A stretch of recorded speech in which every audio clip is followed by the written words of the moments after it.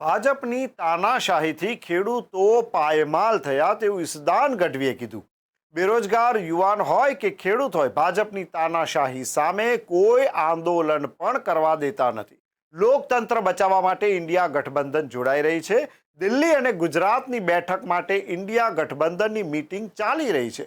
ગુજરાતની બેઠક માટે સંભવિત ઉમેદવાર અને ડેટા માન્ય શ્રી અરવિંદ કેજરીવાલ અને માન્ય શ્રી મનીષ પાઠકજીને મોકલી દેવામાં આવ્યા છે।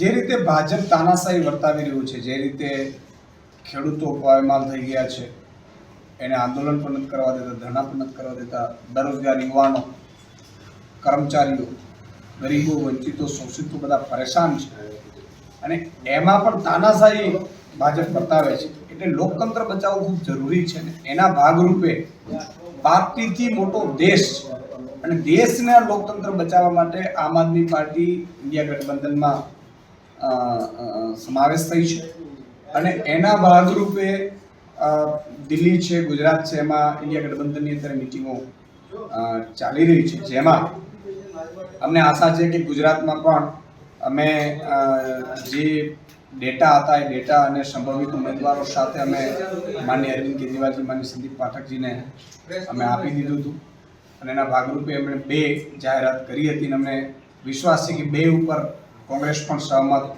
થઈ જશે।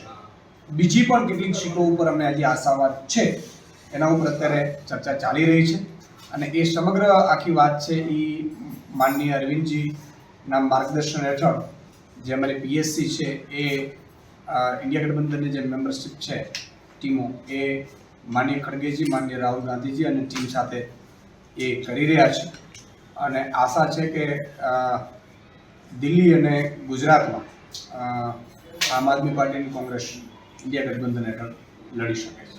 વધારેમાં વધારે બેઠકોની માંગણી થઈ શકે તે માટે કેવા પ્રકારની વિચારણા તમારી?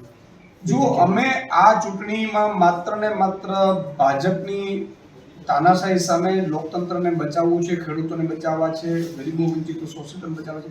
એટલે કોણ છે એના કરતા કોણ જીતી શકે છે ને કોણ ક્યાં જીતી શકે છે એ બેઝ ઉપર અત્યારે અમે આગળ વધી રહ્યા છીએ।